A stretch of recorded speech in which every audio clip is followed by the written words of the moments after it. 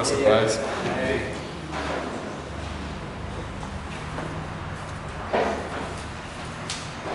Vamos lá. Aqueles que não têm vindo de manhã, nós temos estudado os evangelhos de uma maneira comparativa, comparando as histórias descritas em diferentes livros dos 4 evangelhos, né? Convido vocês a abrirem a Bíblia então hoje no Mateus capítulo 6, versículo 25. Mateus 6, 25.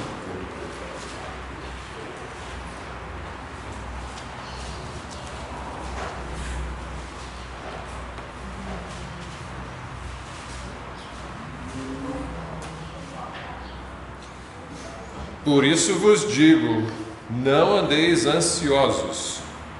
Só até aqui por enquanto. Vamos orar?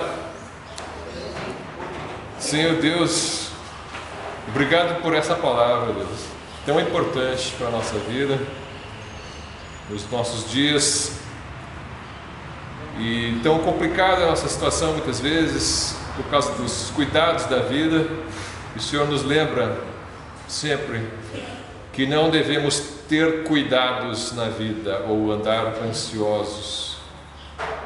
Ajuda-nos a compreender Tua vontade, ajuda-nos a atentarmos para as Tuas promessas e crermos, ó Deus, para podermos viver essa palavra que o Senhor nos deixa. Não é só uma instrução. Se existe a instrução, é sinal que existe o poder para viver essa instrução, e nós queremos usufruir desse poder, ó Deus, dessa graça do Senhor. Abençoa esse culto, abençoa a assembleia que haverá depois também, ó Deus, eu peço em nome de Jesus, amém. Amém. Ansiedade, problema chave na sociedade moderna, já era nesta época aqui. A palavra de Deus fala muito sobre a ansiedade, e Jesus, nesse capítulo 6 de Mateus, deixou muitos pontos interessantes, importantes para a nossa vida, para enfrentarmos esse perigo na nossa vida, esse mal que acomete a sociedade. Não é privilégio só de um ou de outro, pode se abater sobre cada um de nós, né? Só fazendo uma revisão aí, nós temos então, obrigado irmã, o Sermão do Monte, né? O Sermão do Monte tem muitas riquezas, né? Já faz alguns domingos que nós temos pensado sobre ele. No mês passado nós falamos sobre o capítulo 5, sobre as exigências da lei que Jesus vai explicando. Infelizmente não foi gravado na época, no domingo passado teve um problema com a câmera. Quem não viu, então não posso indicar para assistir pela internet. Mas nós vimos a importância da salvação pela graça em face da impossibilidade de nós guardarmos perfeitamente a lei de Deus, que é muito bem explicada no capítulo 5 de Mateus, né? Toda a perfeição da lei de Deus está aí descrita no capítulo 5. A vontade de Deus é que eu e você vivamos em perfeição, né? Mas Ele conhece as nossas imperfeições também, né? Por isso precisamos do Salvador. E você tem, então, eu li um versículo do capítulo 6. O capítulo 6 é um capítulo interessante do Sermão do Monte, porque ele vai falar aí do Pai Nosso, ele vai falar de como fazer da esmola, como fazer o jejum, ele vai falar sobre ansiedade, não termos preocupações, né? E, curiosamente, este capítulo 6, o conteúdo dele você não vai encontrar no sermão correspondente lá de Lucas, porque lá no Lucas capítulo 6 tem também ali um mini sermão do monte, vamos dizer assim, um resumo ali desse conteúdo, que é chamado Sermão da Planície, na verdade, lá, né? Assim, não é bem o nome do sermão, né? Mas assim, pela descrição foi dado uma planície. Então, esse conteúdo do capítulo 6 de Mateus você não vai encontrar lá no capítulo 6 de Lucas. Você vai encontrar as bem-aventuranças, você vai encontrar o conteúdo do capítulo 7, quando fala de dar outra face, de amar os seus inimigos. Você vai encontrar falando sobre a árvore boa e a árvore má. Você vai encontrar falando sobre a parábola da casa construída sobre a areia. Tem tudo isso lá. Mas, curiosamente, o conteúdo do capítulo 6 você encontra sim no livro de Lucas, mas não está naquele sermão. Você vai encontrar ele falando sobre, por exemplo, o pão nosso de cada dia, o Pai Nosso. Você vai encontrar no Lucas 11, não no Lucas 6. Está fora daquele sermão. Foi colocado numa outra ocasião, quando os discípulos pedem para ele ensiná-los a orar. E essa parte da ansiedade toda também você vai encontrar no Lucas 12, né? Então Lucas 11 e 12 estão fora do sermão da planície lá do Lucas 6. Possivelmente Jesus falou esses ensinamentos mais do que uma vez para públicos diferentes. Isso aí é algo que se cogita que tenha acontecido, tá? Então a gente não tem certeza se é esse o caso, mas o fato é, em Mateus ele se encontra dentro do sermão do monte, e em Lucas ele não está, o conteúdo não está no sermão ali, daquele sermão, ele foi falado depois, né? Então muitos acham que foi falado mais de uma vez por Jesus, tamanha a importância desses tópicos, né? Era muito comum os discípulos dos judeus na época pedirem para os rabinos ensinarem eles a orar, por exemplo. O rabino costumava ensinar seus discípulos a orar. Então é muito possível que Jesus tenha recebido esse pedido mais de uma vez. Ele pregava em vários lugares, né? Pode ser que em regiões diferentes pessoas pedindo: Senhor, ensina-nos a orar. E aí ele teria ensinado o Pai Nosso em mais de uma ocasião. Isso é uma possibilidade, né? Mas vamos focar então no Mateus 6, onde a ansiedade é um dos temas centrais, né? Não é o único assunto, né? Comecei lendo aí o versículo 25, né? Eu vou ler agora o versículo inteiro, ali só o comecinho. Então o versículo diz: Por isso vos digo, não andeis ansiosos quanto à vossa vida, pelo que haveis de comer ou pelo que haveis de beber, nem quanto ao vosso corpo, pelo que haveis de vestir. Não é a vida mais do que o mantimento e o corpo mais do que o vestuário? Aí ele vai continuar falando sobre isso, mas foca inicialmente na parte material, né? Porque é uma das principais preocupações do ser humano, é se ele vai ter um futuro, se ele vai conseguir comer, se ele vai conseguir se vestir, se ele vai ter as coisas básicas para a vida. Então a parte material é uma fonte de ansiedade muito grande, né? A vida é cheia de ansiedades. Se você for olhar a partir da infância, juventude, quais são as ansiedades de uma criança? Uma criança tem uma prova na escola, ela fica ansiosa. Uma criança vai fazer um teste numa escolinha de futebol: será que eu vou ser selecionado? Não vou. Ela tem as suas ansiedades já pequenas. A criança não tem o nível de preocupação que nós temos muitas vezes, mas você já tem as suas pressões. Vai ter que fazer um recital musical, tem que se apresentar, ou tem que dar uma palestra na escola para a turma.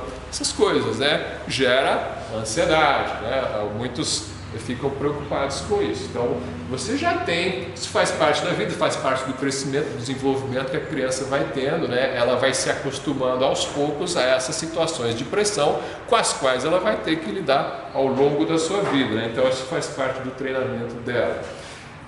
Elas têm pressões também quando muda de uma escola, por exemplo. Será que eu vou conseguir um amiguinho ali, pelos meus amigos, mudou de cidade, né? Desde criança, assim, eu lembro quando eu tinha uns 10 anos de idade, 9 anos.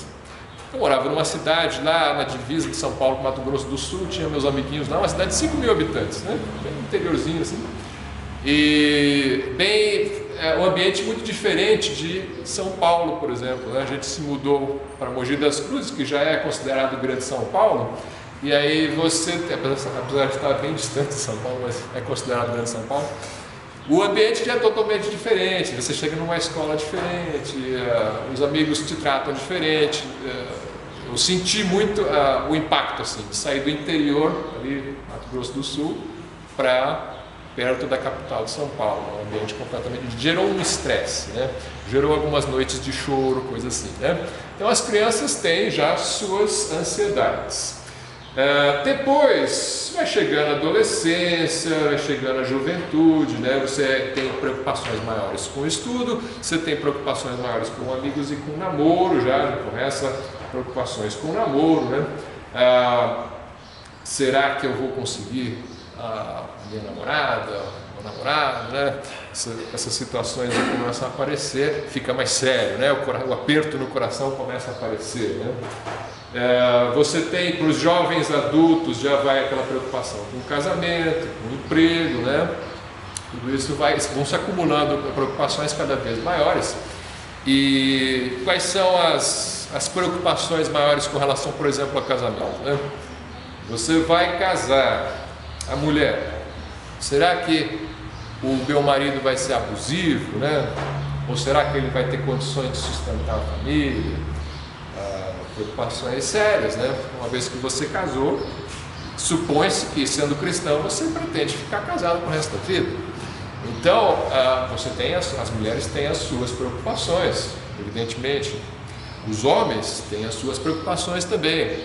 Será que a minha mulher não vai ficar satisfeita comigo? Será que ela vai pedir o divórcio, né? Geralmente, assim, 80% dos divórcios são pedidos pelas mulheres, não são pedidos pelos homens. Então, é um nível de preocupação também, porque muitos divórcios aconteceram. Não sei qual que é o número no Brasil hoje, o pessoal fala em 50%, não sei se 30%, 50% de divórcio. Ouvi uma notícia que em Portugal estava 90%, não sei se é verdade, mas se tiver algum português assistindo pela internet depois pode corrigir, mas eu vi um número dizendo que Portugal estava 90% a taxa de divórcio. Pensa bem, olha o nível do risco desse investimento, porque o casamento é um investimento, né? Você vai investir sua vida, você vai investir seu dinheiro, sua profissão, tudo você vai montar voltado por um casamento, e você tem 90% de chance do investimento dar errado em Portugal, investimento de alto risco, né? O que acontece se você fracassa no casamento? Tem a separação, se tiver filhos, né? Vem pensões, né? O marido vai passar aí o resto da vida trabalhando para pagar sustentar uma família da qual ele não pode usufruir, né? E o estresse. Então vou tentar casar de novo. Estatística mostra que o primeiro divórcio, se você tem um divórcio, a probabilidade de ter um segundo divórcio é muito maior. Você errou a primeira vez, geralmente você erra a segunda. Aí você vai ter duas famílias para sustentar o resto da sua vida, né? É o estresse, né? É o estresse. Então, uma que é mais que a outra. Exato. E aí tem que conviver com duas famílias também, todo o conflito. E a mulher, ela, por um lado, ficou com a pensão, mas ela ficou com filhos para criar sem um pai. No começo ela pode pensar, eu dou conta, mas a hora que ela tiver que fazer jornada tripla de trabalho para conseguir sustentar a casa, porque a pensão às vezes não é suficiente, aí vem estresse, ansiedade, né? Aí qual que é a solução do mundo? Faz um test drive antes de casar, né? Vê se vai dar certo. Aí tem outro problema, primeiro que é pecado, test drive, né? Quem é adulto sabe o que é o test drive, né? Então, é pecado, não é bíblico fazer isso. E por que não é bíblico também? Porque tem as consequências. A taxa de divórcio aumenta muito mais se você fez o test drive antes. Parece ser o contrário do que o pessoal pensa, não, vou fazer o test drive e vai dar certo. Acontece que os números indicam que se os dois casaram virgens, a chance de permanecerem casados é muito maior do que se eles tiveram uma vida ativa antes do casamento. Então o mundo ensina as coisas todas ao contrário, tá? O mundo fala, vai dar certo se fizer assim. Se o mundo falou, faz o contrário, que a chance é maior de dar certo. O padrão bíblico é dois cônjuges tementes a Deus. Então você vai procurar, você não vai olhar tanto para essa pressão que tem do mundo, que a mulher tem que ter uma aparência perfeita e o homem tem que ser rico. Esse é o padrão do mundo. A mulher vai procurar um homem rico, o homem vai procurar uma mulher bonita. E as pessoas ficam procurando assim. Esse é o padrão de sucesso que eles procuram. A Bíblia não é nada disso. Você vai procurar uma pessoa parecida com o Senhor Jesus, que anda de acordo com os caminhos bíblicos, uma pessoa bíblica. Você casou com um cônjuge bíblico, se ela é mais bonita, menos bonita, isso é um bônus, mas você quer um casamento feliz? Procura uma mulher bíblica. Se quer um casamento feliz, você tem mais dinheiro, menos dinheiro, isso é um bônus, mas procura um homem bíblico. Ele não vai ser abusivo com você, né? Não vai te trair, ele vai ser fiel, vai ser um cavalheiro com você. Ela não vai também da mesma forma te trair, ela vai cuidar bem dos seus filhos, né? Então a coisa vai funcionar a longo prazo. A curto prazo, homem rico, mulher bonita, ótimo, né? Mas a curtíssimo prazo, tá? Muitas vezes não passa do lua de mel. Bom, então ansiedade. Muitas razões para ansiedade na vida das pessoas, né? Aí os mais velhos, os casais casados, então tem os filhos, né? Aí vem as preocupações com os filhos, né? Será que eu vou conseguir encaminhar meu filho para um bom casamento, para um bom emprego, etc, né? Aí vem as preocupações com os filhos. Os mais velhos têm as preocupações com a saúde. Não é só os mais velhos, né? Muita gente tem problema com saúde, mas assim, tipicamente, quanto mais velho você está, mais problemas de saúde você tem. Você vai tendo aí essas preocupações com a morte. As pessoas que não têm Deus têm medo da morte, gera ansiedade. É para gerar mesmo, quem que não deveria ter ansiedade? Se você não tem Cristo e está chegando perto da morte, é bom ficar ansioso mesmo. Então, mas o cristão não deveria ser assim. Mulher, jovem, vou casar, não apareceu o marido ainda, aí vai contando os anos, eu estou chegando perto dos 30, o número dos meus óvulos está diminuindo, porque eles não se renovam, né? Vai diminuindo ano a ano, e aí quando eu casar já não vou ter mais óvulos, né? Essas são preocupações naturais que as pessoas têm, né? Então, ansiedade. Aí, com pressa, tem que resolver rápido, né? Aí dá problema, né? Dá problema. Você vai com o primeiro que aparece. Cuidado. Agora, tem outras ansiedades que são também devidos a problemas químicos e físicos, né? Eu não vou comentar muito sobre essa parte, que você precisa de um médico para comentar, mas a gente sabe que existem certos problemas, alguns casos onde existe um desequilíbrio químico cerebral, né? Problemas aí que geram outros problemas. Por exemplo, você pode precisar de um ajuste químico no cérebro, só que o problema é que se você vai num psiquiatra, o psiquiatra do convênio, ele atende em 5 minutos. Ele vai fazer umas perguntas em 5 minutos, vai checar ali o computador com o diagnóstico e vai receitar um remédio, um antidepressivo ou um regulador de humor, né? E aí eles têm efeitos colaterais pesados às vezes, né? Então, também mais problema, mais ansiedade. O próprio remédio pode aumentar a ansiedade, né? Então, tudo isso são preocupações, né? Como é que você vai lidar com isso? E o que a palavra de Deus, então, diz sobre isso, né? Uma coisa que gera muita ansiedade atualmente é política, né? As pessoas se matam por causa de política, ansiedade, medo. Será que vai ganhar outro candidato? Será que vai ganhar o azul ou vai ganhar o vermelho, né? Isso gera muita ansiedade. Então, as pessoas estão vivendo um nível de estresse tal que eu vi um dado da Organização Mundial de Saúde dizendo que o Brasil é o país mais ansioso do mundo atualmente. Sou eu que estou falando. A Organização Mundial de Saúde, se eles estão certos ou estão errados, eu não sei, mas eles dizem isso. E um outro dado que eu peguei de 2021 dizia que, pasmem, 86% da população do Brasil tem transtornos de ansiedade ou depressão. Não sei se o número é verdadeiro ou se ele é inchado para vender mais remédio, mas o fato é, o dado dizia que isso está no site da Rádio 89. Dizia que 86%, quase todo mundo, né? Todo mundo está com ansiedade e depressão, então, né? Olha, pode ser que não seja tão alto o número, mas que é bastante alto. Aí que aumentou muito na pandemia, certamente aumentou. Eu recebo pedidos, como chefe da pós-graduação do ITA, eu recebo pedidos de trancamento por saúde quase que semanalmente. E problema de saúde é sempre psiquiátrico.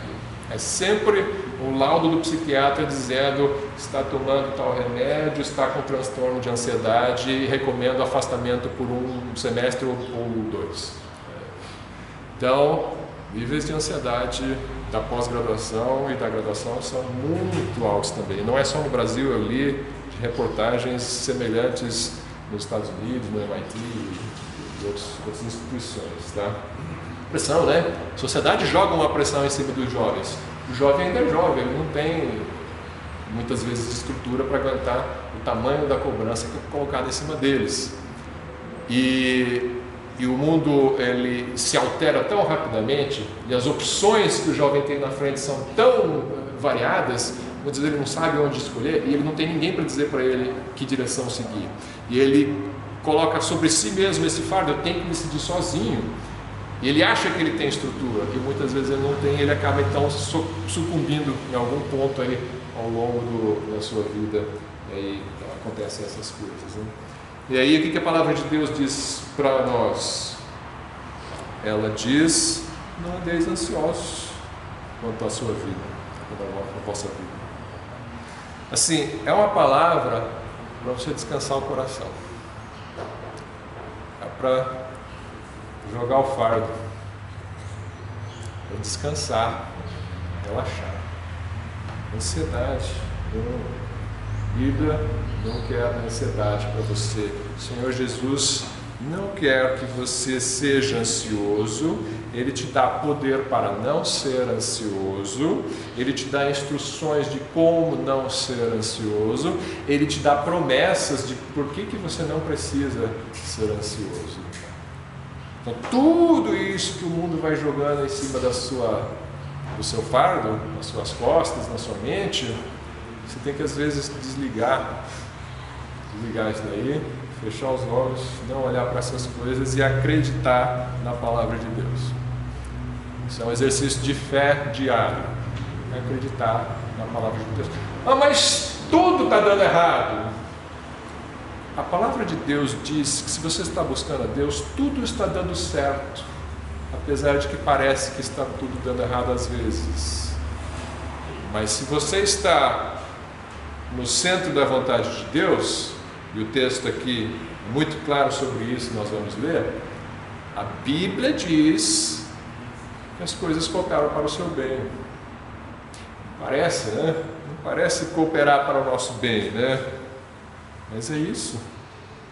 Versículo 31, não andeis, pois, inquietos, dizendo que comeremos, ou beberemos, ou com que nos vestiremos, porque todas estas coisas os gentios procuram. É normal as pessoas do mundo ficarem ansiosas com essas coisas, porque elas não acreditam que tem um pai que está cuidando delas, então elas têm que cuidar de si mesmas sozinhas.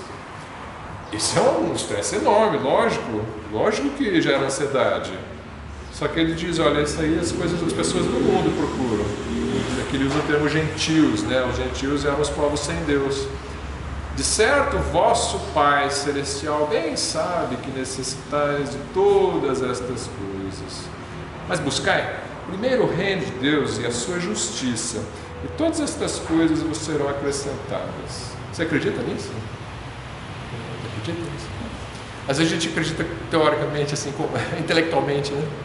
Intelectualmente está escrito, a Bíblia diz que eu tenho que acreditar, então eu tenho que acreditar, né? Mas você não sente, você acredita, porque você tem que professar, assim, é um credo que você fala, né? Eu tenho que falar que eu acredito, eu vou acreditar, faz pensamento positivo para acreditar. Mas assim, você só descansa nesse fato se você acredita do fundo do coração, né? Se você acredita mesmo, não é só porque o meu pai falou, não é só porque o pastor falou. Eu acredito em Jesus, Jesus não mente, eu tenho andado com Jesus, eu tenho visto que Ele é verdadeiro, então eu acredito, eu vou descansar nisso aqui. Aí é a decisão de cada um, é a posição de cada um. Você precisa tomar essa posição de fé, porque senão você não aguenta viver nesse mundo de hoje. Nesse caso da problema de ansiedade, se acreditar, não vai sentir a ansiedade, vai passar. Mas tem que acreditar com fé, né? Então, como eu falei, tem um lado químico, que tem os seus problemas, mas tem um lado factual, os fatos. Olha, o fato é, eu preciso comer. Então, minha preocupação vem do meu medo de não conseguir comer. Se você acredita que você vai comer, você vai descansar, isso aí vai passar. Vai passar. Você não tem medo de não comer amanhã. né? Eu nasci na selva, eu morei em favela, eu morei em fazenda, morei na cidade pequena, cidade grande. Os pais, às vezes sem emprego, às vezes com emprego, ganhando pouco, com 5 filhos para criar.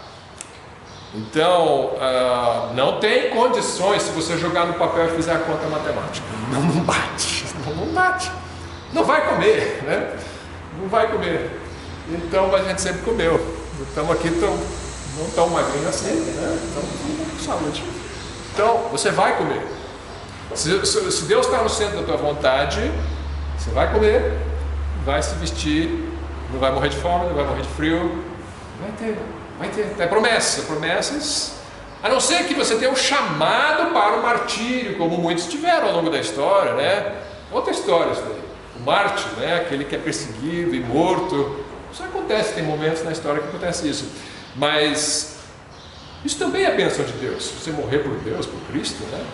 Agora, isso aqui continua sendo verdade. Não fique ansioso. Não fica com medo, não. Você tem um pai bom, né? Você tem um pai bom. Você não precisa se preocupar com outras coisas. Então, isso aqui é a solução bíblica. Você tem que conhecer o que está escrito, a promessa que foi dada, e você tem que acreditar nela e confiar de todo o seu coração de que ela é verdadeira. Mateus 6, 19 a 21, vou voltar um pouquinho, né? Por quê? Porque as pessoas vão falar, olha, você tem que planejar a sua vida. Se você não planejar a sua vida, você não chega em lugar nenhum e você não vai ter nada, né? É isso que se diz. Onde você quer estar daqui a 5 anos, daqui a 10 anos, daqui a 20 anos? Mentaliza, busca e você vai estar lá. Vai nova, você não sabe nem se vai estar vivo.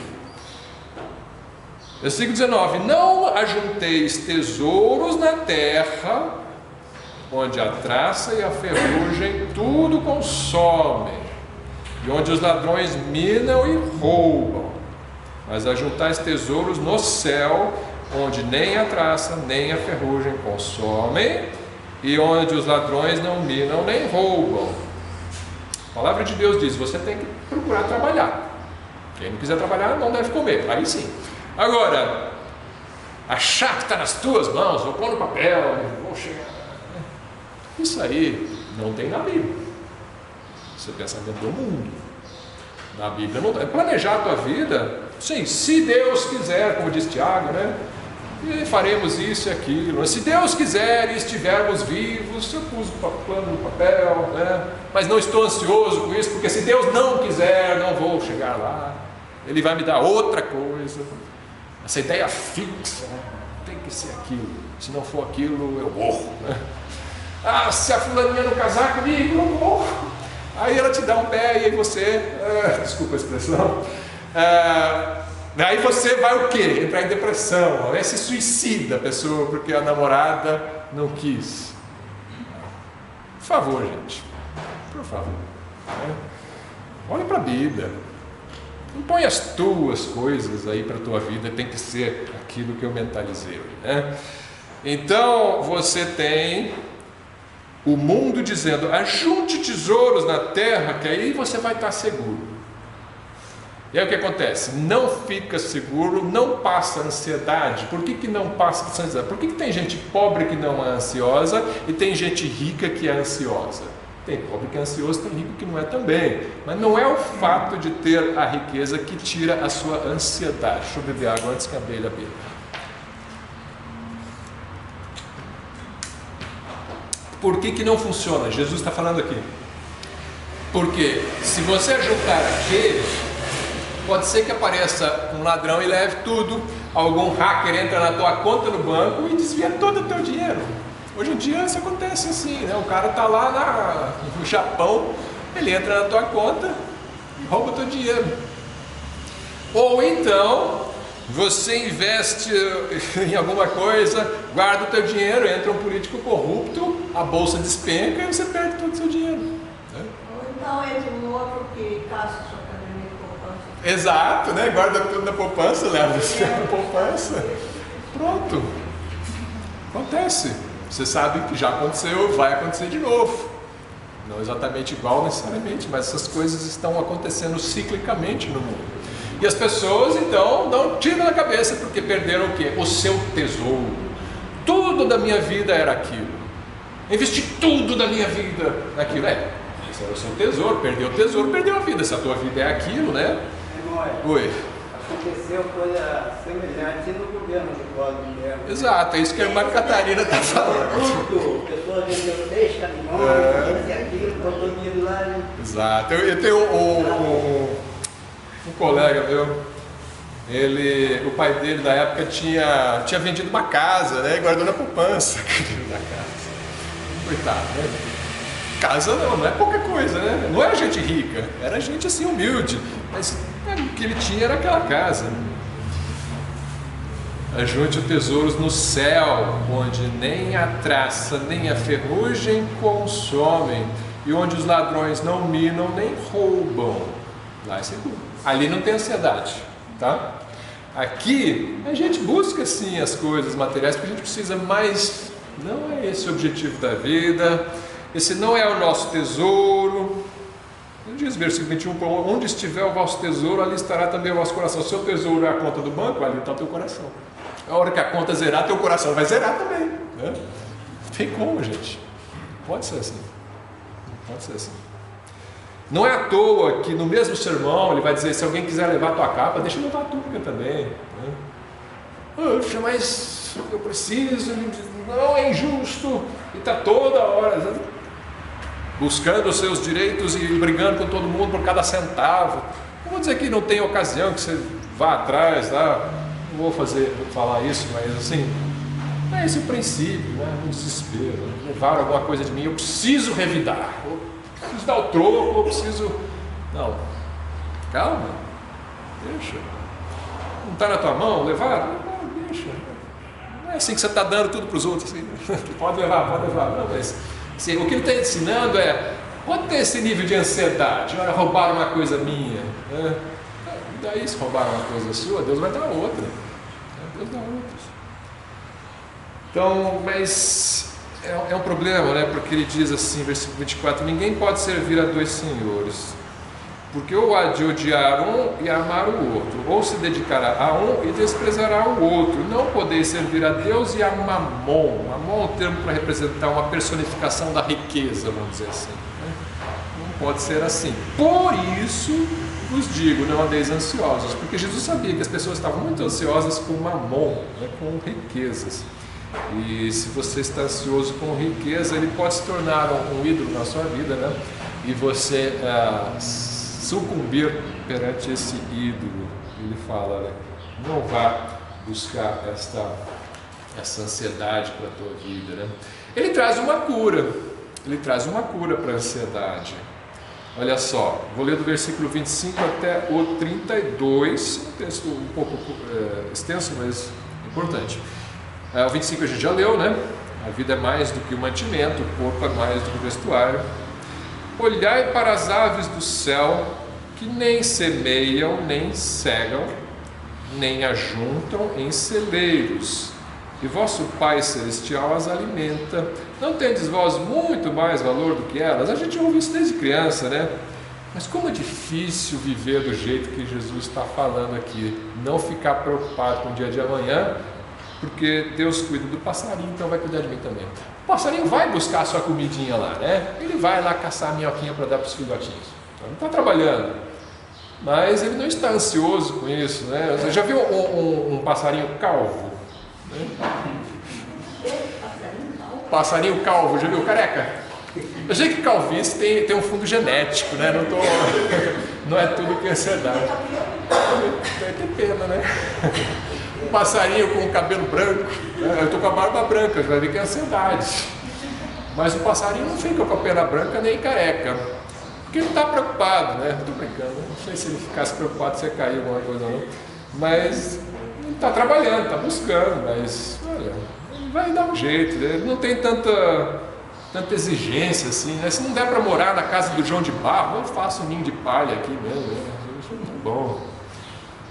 A gente tem uma dificuldade de se satisfazer, de estar satisfeito com aquilo que a gente tem. É uma realidade, né? E sempre parece estar ruim, né? Sempre está faltando alguma coisa, né? E se a gente olhar para trás e lembrar dos dias passados, que muitas vezes a gente esteve muito pior, né? Financeiramente, de saúde, uma série de coisas.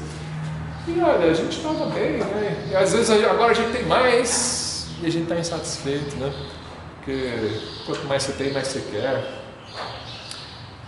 E ele fala, né? Você tem mais valor que o passarinho. E qual de vós poderá, com todos os seus cuidados, acrescentar um côvado da sua estatura? Sabe o que ele está dizendo com isso? Ele usou a palavra cuidados aqui, né? Às vezes essa palavra ansiedade, ela é traduzida como ansiedade, às vezes como cuidados da vida, às vezes como preocupações. Você tem uma série de textos aí onde essa palavra é usada. Por exemplo, uma vez que Jesus está falando dos discípulos: olha, vocês vão ser enviados para as autoridades, vocês vão ser presos, muitos de vocês. Quando vocês forem presos, vocês vão ser levados perante reis. Não fiquem ansiosos com o que vocês vão falar nessa hora, porque o Espírito Santo vai dar para vocês o que vocês devem falar. Ali ele usa a palavra cuidado. Não cuideis com o que é a vez de falar, é a mesma palavra aí do grego, tá? Não cuideis com o que vocês vão falar. O Espírito Santo vai. Você pode ficar ensaiando: eu vou ensaiar o discurso que eu vou falar perante o presidente, se eu estiver preso pela minha fé, eu vou convencê-lo com argumentos muito inteligentes, né? Eu vou elaborar aquilo. Não esquece isso. Você vai falar com o Espírito Santo te der na hora, né? Aqui para dar uma aula a gente prepara, né? Prepara com cuidado aqui. Aí você falou: olha, você foi preso, está indo perante a autoridade, elaborar discurso. Cuidado aí. Esse cuidado, esse nível de cuidado não é saudável, né? É uma preocupação, uma ansiedade que ele não quer que você tenha. A Marta, ansiosa com muitas coisas que ela queria servir Jesus, ela chama Maria estava ali aos pés de Jesus ouvindo. Aí Jesus fala: Marta, Marta, estás ansiosa. As traduções às vezes não usam esse termo, mas é o mesmo termo grego. Você está ansiosa com muitas coisas, está preocupada com muitas coisas. Mas uma coisa importante aqui é ouvir a palavra de Deus. Então isso é que deve ocupar o centro das nossas atenções, é buscar o reino de Deus em primeiro lugar. É isso que ele quer dizer, não inverter as prioridades. Você vai estar com um nível de preocupação saudável com tudo. Seu filho está doente, você vai levar para o médico. Você precisa comer, você vai procurar um emprego. Existe um certo nível de cuidado que você vai ter. Você precisa de um planejamento familiar, você vai fazer um planejamento familiar. Só que você não vai ficar apostando a tua vida naquele negócio, né? Então você vai tomar esse cuidado, você não vai inverter as prioridades. Primeiro, estamos no centro da vontade de Deus, então vamos ficar em paz com isso. Estou em paz porque eu estou no centro da vontade de Deus, nossa família está andando com Deus. As outras coisas serão acrescentadas, essa é uma promessa. Então os cuidados da vida não vão acrescentar o côvado da sua estatura.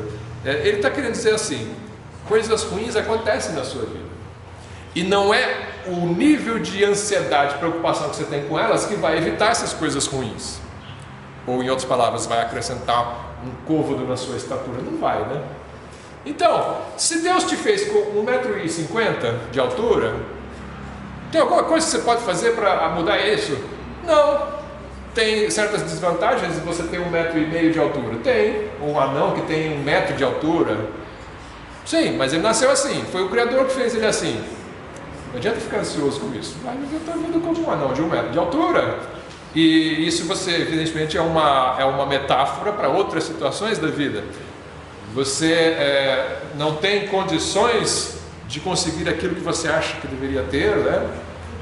Ora, você vai estar preocupado com isso? Viva a vida que o Criador traçou diante de você, né? Você está andando, buscando a vontade de Deus, e as portas que estão se abrindo são essas aqui. Você entende que a direção de Deus é essa daqui. Mas aquela dá mais dinheiro.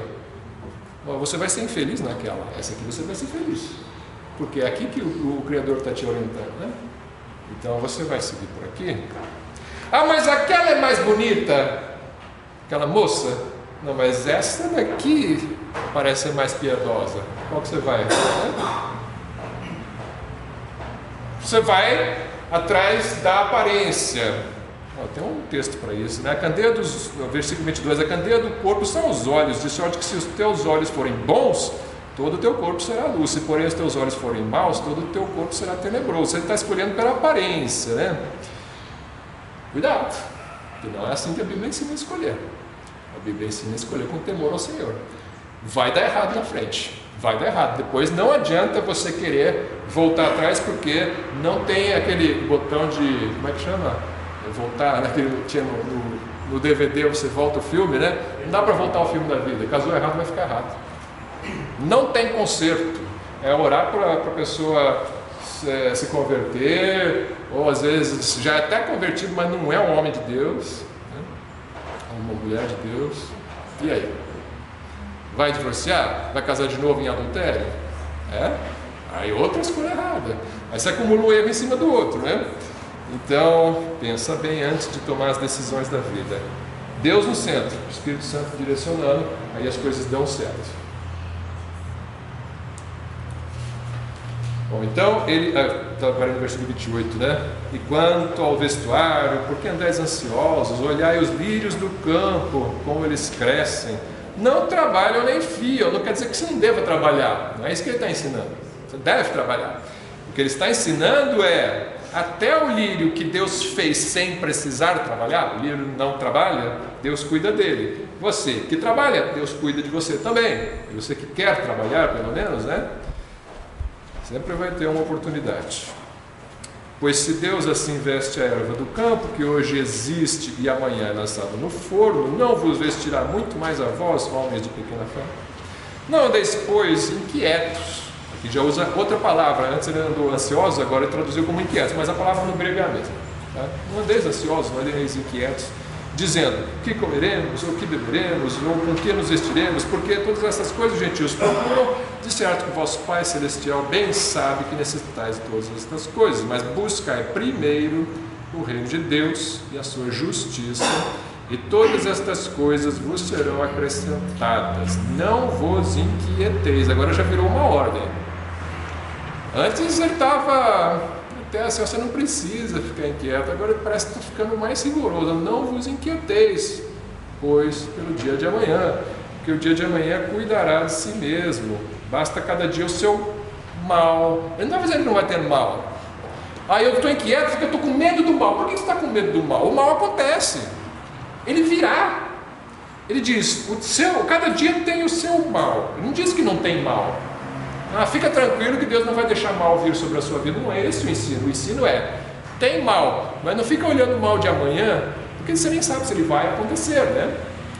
E se o meu chefe me demitir? Eu vou ficar pensando nisso. Ele me olhou torto no corredor outro dia, acho que eu sou o próximo da lista. Você vai ficar pensando isso? Aí você vai sofrendo por algo que talvez não aconteça, talvez aconteça. E daí? Está nas mãos de Deus, não é nas suas mãos. Você faz o seu trabalho diligentemente, né? Se entrega para Deus. Mas cada dia tem um mal. Você cuida dele, se preocupe em resolver aquele mal daquele dia, e não ficar perdendo sono por causa do mal do que você não sabe se acontecer, né? Então tem tudo isso. Com relação à parte financeira, em Lucas o texto é ainda mais radical. Lucas 12 está muito apegado à parte financeira, ao mamon, né? Lucas 12, 32 a 33. Eu vou ver o 31 também. Lucas 12, 31. É o mesmo discurso, o mesmo conteúdo.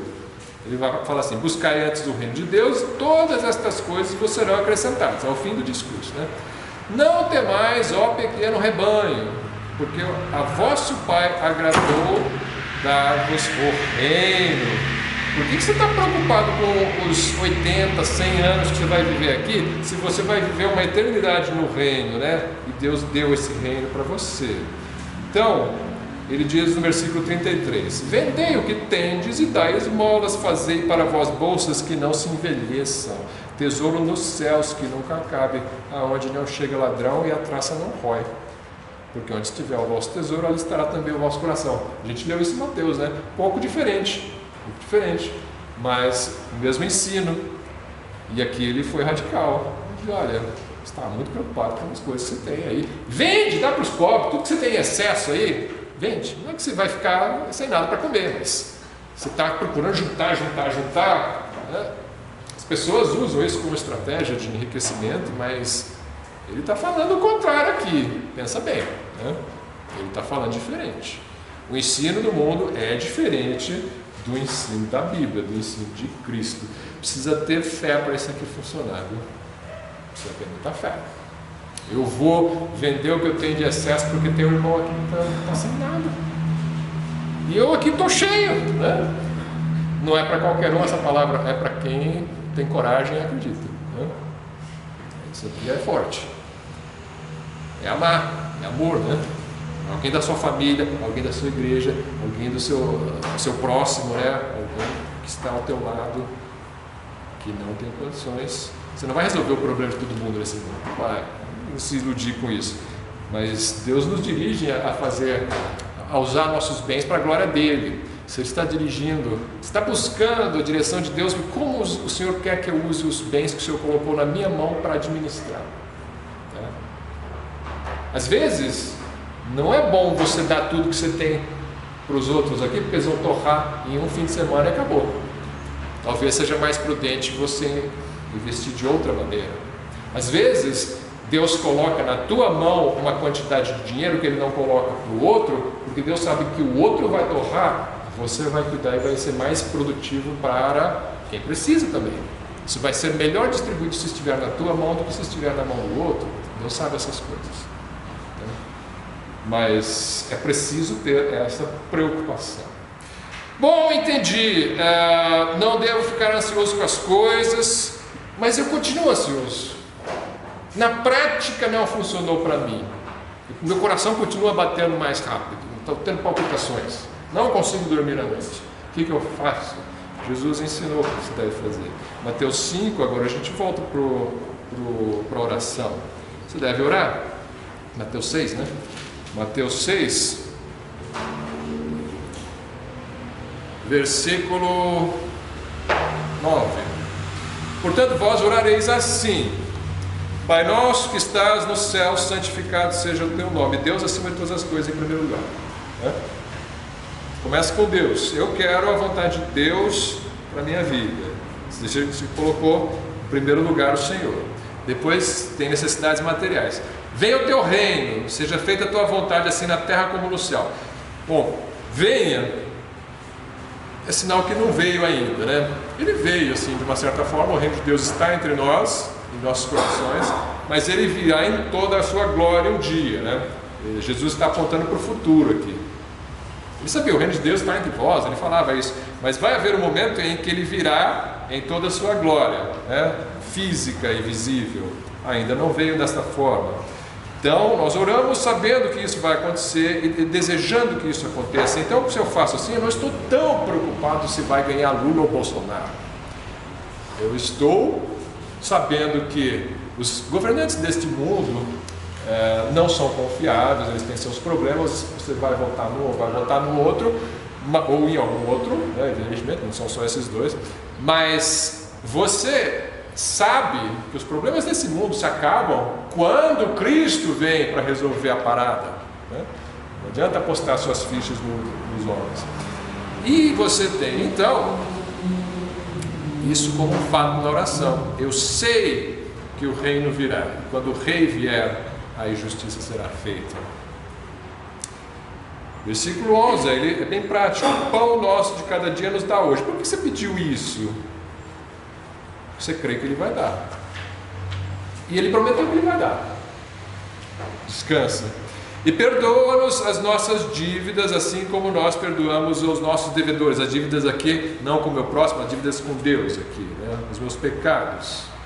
E não nos... Quando você olha isso, você vai ficar mais paciente com os pecados dos outros, não vai ficar tão ansioso porque os outros pecam e pecam contra você, porque você lembra que você peca contra Deus também, né?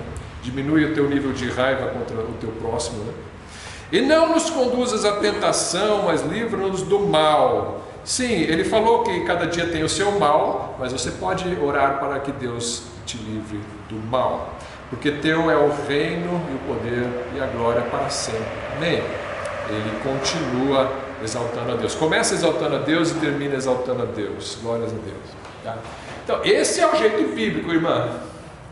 Essa palavra que não nos induzas à tentação, eu Sim. muito tempo queria saber. Sim, algumas traduções dizem não nos conduzas em tentação, outras não nos induzas em tentação. Algumas traduções colocam não nos deixeis cair em tentação, é uma tradução possível também. Mas você deve pensar o seguinte: Deus, Ele está governando a tua vida. Ele está te protegendo no reino espiritual também, e Ele está permitindo ações do inimigo contra as pessoas. Se Deus não permitir uma tentação, você não vai ser tentado. Não permitir uma tentação, esse é o meu entendimento do texto. Se Deus não permitir uma tentação, você não vai ser tentado, certo? Não vai haver aquela tentação. Agora, muitas vezes nós somos tentados. Hã? Eu preciso ser Muitas vezes você vai ser testada e tentada, e Deus permite essa tentação. E de forma que, por exemplo, Jó foi extremamente tentado. Aquilo ali é uma tentação que vem debaixo de uma autorização de Deus, da parte do diabo.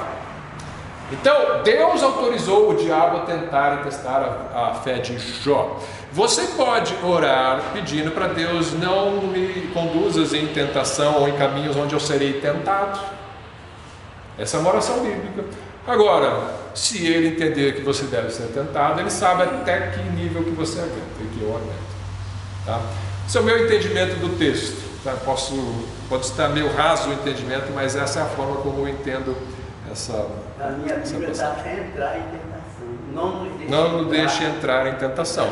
Sim, mas se o diabo me tentar, eu já estou em tentação, né? Já estou.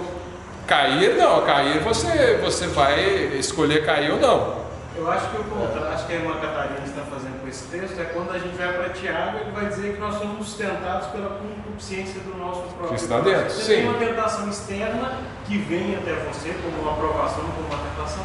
E você tem uma tentação interna que já reside ainda na natureza terrena. Tem as duas coisas, eu acho que talvez é esse contraste que está difícil de entender. Certo, eu não sei se o pastor quer fazer um comentário. No original do grego, não tem duas palavras, uma para provação e outra para tentação. Sim. No grego é a mesma palavra, provação e tentação é a mesma palavra. Nós vamos diferenciar o que é tentação e o que é provação pela origem, né? Porque a tentação visa o pecado, a provação visa o nosso aperfeiçoamento. O que visa o pecado vem do diabo, o que visa o nosso aperfeiçoamento vem de Deus. O que nós não podemos confundir é achar que em momento de tentação estamos sendo provados, ou no momento de provação estamos sendo tentados. Essa é uma discussão de Tiago 1, né? Que Deus ninguém tenta, né? Deus não tenta ninguém para o mal, mas Deus permite. Mas Ele permite que o tentador também nos tente às vezes. Exatamente. E o não cair, também tem o sentido de não sermos reprovados. A tentação virá, mas que o Senhor não permita que eu não seja reprovado, ou na tentação ou na provação. Deus me ajude a ser aprovado em ambas as situações. Certo. Isso é um assunto para nós trabalharmos um dia só, esse texto, né? Porque tem muita coisa envolvida, né? Não tenho como resumir no final agora essa parte, mas isso que o pastor levantou, a gente um dia pega Tiago ali, né? E destrincha ele tudo. Só para finalizar, pode ser que você faça isso e ainda assim você continua ansioso. De novo, mas o meu caso é médico. E tem algumas pessoas que têm um problema físico, onde o nível de desequilíbrio químico no teu cérebro é grave o suficiente para você precisar de um remédio. Eu não vou negar essa possibilidade, tá? Agora, não é o caso, certamente não é o caso desses 86% da população. Não é. Esses casos aí, mesmo que você tenha, eu tenho um pouquinho de desnível químico, tem gente que tem um pouquinho de excesso de testosterona, não é por isso que você vai estourar com todo mundo. Tem gente que tem um pouquinho de excesso de libido, não é por isso que você vai se adulterar por aí, né? Não, você não pode jogar a culpa em pequenos desníveis de uma substância que está no teu corpo. Não, agora, tem casos graves, tem pessoas que são doentes, aí é outro caso. Agora, ninguém tem a química perfeita em todas as áreas da sua vida, você vai ficar jogando desculpa, eu tenho muita progesterona, então por isso eu sou homossexual. Por favor, né? Então, você tem os seus problemas aí, mas as promessas são para todas essas pessoas. Você tem que saber que isso aqui não está prometido só para 1% da população que está com tudo regularzinho na tua vida. Não é possível que é isso que Jesus está falando. Não é. Então, a promessa é para todos os seus filhos. Alguns vão precisar, como eu falei, de remédio sim, porque estão doentes, doença grave. Mas se a questão é de situação da vida, você entregou na oração, está entregue. Agora, a ansiedade, às vezes, mesmo depois que você orou, você olhou para o texto, orou e você continua ansioso, aí é o seguinte exercício, é um exercício de fé também. Eu vou encerrar com esse texto. Gálatas 5, vocês conhecem. Gálatas 5, versículo 22.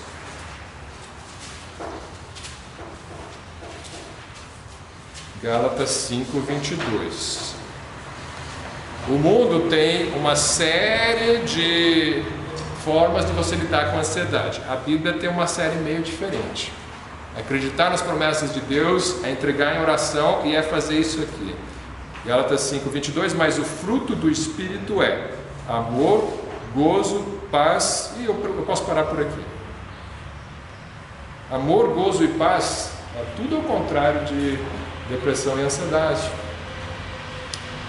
Se você está com paz no coração e você tem gozo, o que é o gozo? A alegria. A pessoa ansiosa e depressiva não tem alegria. Mas o texto diz que o fruto do Espírito é alegria e paz. Então dá para ter isso aqui. Só que é um exercício que para algumas pessoas vai ser mais difícil. E aí entra a parte física. Por quê? Para uma pessoa que tem muita testosterona, é mais difícil ter temperança. Ela quer socar o outro. Não. Para você eu sei que é mais difícil, mas você tem que fazer assim mesmo. Para quem tem muito libido, é mais difícil não ter a vida promíscua, mas tem que ter assim mesmo. Para quem tem um certo desequilíbrio no humor, é mais difícil ter paz e alegria. Talvez você vai ter mais dificuldade do que os outros ao longo da sua vida, mas também dá para você.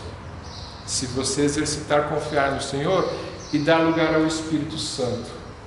Use isso aqui para falar com Deus. Senhor, tua palavra diz que fruto do Espírito é gozo e paz, e eu não estou sentindo gozo e paz. Eu quero dar lugar ao Espírito, entrego ao Espírito Santo o controle da minha vida neste momento. Eu quero isso aqui, porque é um sentimento também. Gozo e paz são sentimentos, não é só raciocínio. Eu já raciocinei, eu já entendi que eu não devo estar ansioso porque não tenho motivo. Só que a ansiedade, ela não é lógica, ela não é racional às vezes. Ela é ilógica. Está tudo certo na minha vida, mas eu continuo ansioso. Mas é porque existe algo que é além dos fatos. Só que o Espírito Santo dá isso como presente. Então busque isso com Deus, e eu creio que você vai conseguir. Só que se você buscou hoje, conseguiu, amanhã você tem que buscar de novo, e cada dia você tem que estar buscando. Amém, irmãos? Vamos passar ao pastor. Uma outra solução também para ajudar, com certeza buscar o fruto do Espírito, mas uma outra coisa, o próprio texto vai falar: olhem os lírios do campo, olhem para as aves do céu. E olhe para você mesmo, olhe para a sua vida.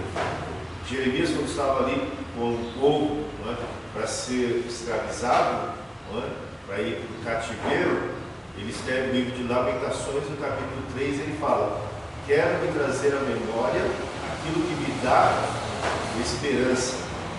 Então, memória. O Senhor não foi... Nós temos memória curta, exatamente, né? O Senhor foi tantas vezes generoso conosco. O Senhor tantas vezes nos livrou.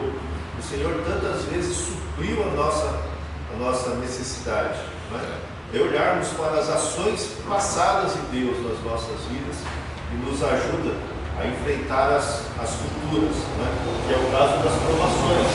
Você entra numa provação, você vai entrar com um certo grau sim, de ansiedade, mas você trabalhando na sua mente a lembrança de que em tantas outras ocasiões, talvez situações até piores do que estas, né, que você vai enfrentar agora, e Deus veio com a mão poderosa nos livrando, né, nos dando a solução, né? Inclusive tinha até um irmãozinho que falava, Deus chega aos 44 minutos do segundo tempo, né? Eu falava, não, Deus chega na hora certa, Deus não chega na última hora. Se Deus permite que Deus quer trabalhar a nossa vida, não é? E o propósito de Deus, aí voltando lá para Tiago, é de sermos provados para sermos aprovados, não é? Ou seja, nós vamos sair daquela situação melhores, vamos sair mais fortalecidos, né? Aí a gente lembra até do próprio personagem Abraão, que foi chamado aí o pai da fé.